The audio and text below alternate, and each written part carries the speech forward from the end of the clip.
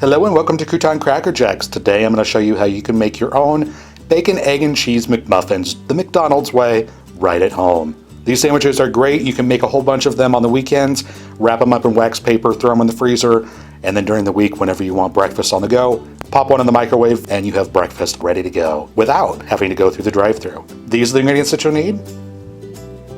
So let's get started. I'm going to start off, of course, by making up some bacon. If you don't like bacon or don't want bacon on your McMuffins, you can go ahead and leave it off. If you want sausage or Canadian bacon, you can go ahead and make those as well. But I'm using bacon here because that's what I like my McMuffins with. And each sandwich is going to get one slice of bacon that has been cut in half.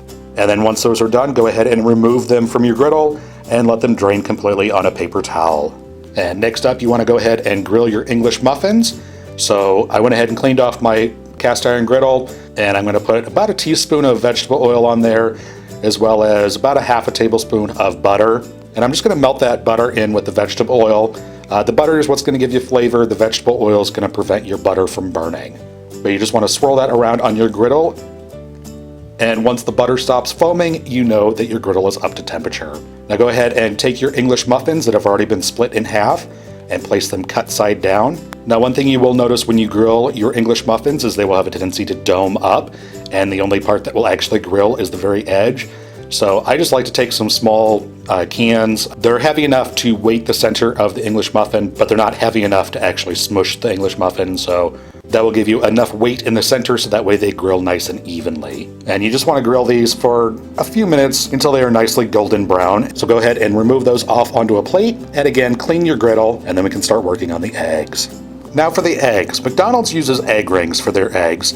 I know most people don't have egg rings, so I'm going to be using these. They're the rings that go on wide mouth canning jars, and these work absolutely perfect for egg rings. They're about 3 1/4, 3 1/2 inches wide across or so, but I'm going to go ahead and spray those with some non-stick spray as well as my griddle here. Now if you don't have these wide mouth canning jar rings, you can also use round cookie cutters or biscuit cutters.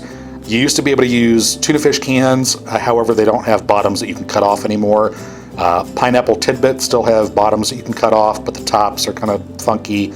Anyway, once your griddle is up to temperature, you want to go ahead and crack an egg in each one of your egg rings here. Now you're going to need 1 egg for each sandwich, and I'm doing 2 sandwiches here. And I'm just going to pinch the yolks here to break them and kind of spread the yolk around inside the white a little bit. McDonald's has a special tool that they use for this. I don't have that, so I'm just going to use my finger.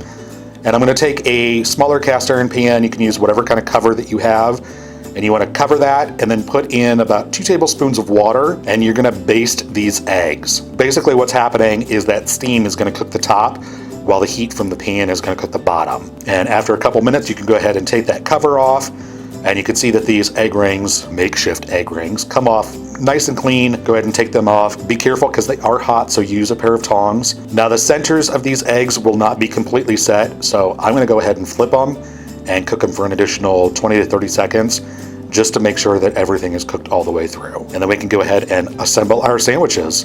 Now to actually assemble these, you want to go ahead and take some pasteurized processed cheese product, also known as Kraft Singles. Use whatever kind of cheese that you want. I like using Kraft because it's nice and melty. Go ahead and put a slice on your bottom English muffin, and then top that with your little round eggs. Again, 1 for each sandwich here. And then finally, you want to place your meat, whatever meat you choose to use. In my case, it is bacon. You want to place that right on top of the egg. And then go ahead and put the top of the English muffin on your sandwich and put it in the microwave for about 20 seconds just to make sure that everything is nice and warm and your cheese gets a little bit melty on you. And there you go. That is how you make your very own bacon, egg, and cheese McMuffins the McDonald's way right at home. If you want to go ahead and save these for later, wrap them in wax paper and throw them in the freezer in a Ziploc bag. And then when you want a breakfast to go ahead and take one out and pop it in the microwave, and you've got breakfast ready in just about a minute. If you like this video, be sure to give it a thumbs up. I would greatly appreciate it. Subscribe for more deliciousness and to keep up to date on all my latest videos. Thanks so much for watching, and we'll see you next time.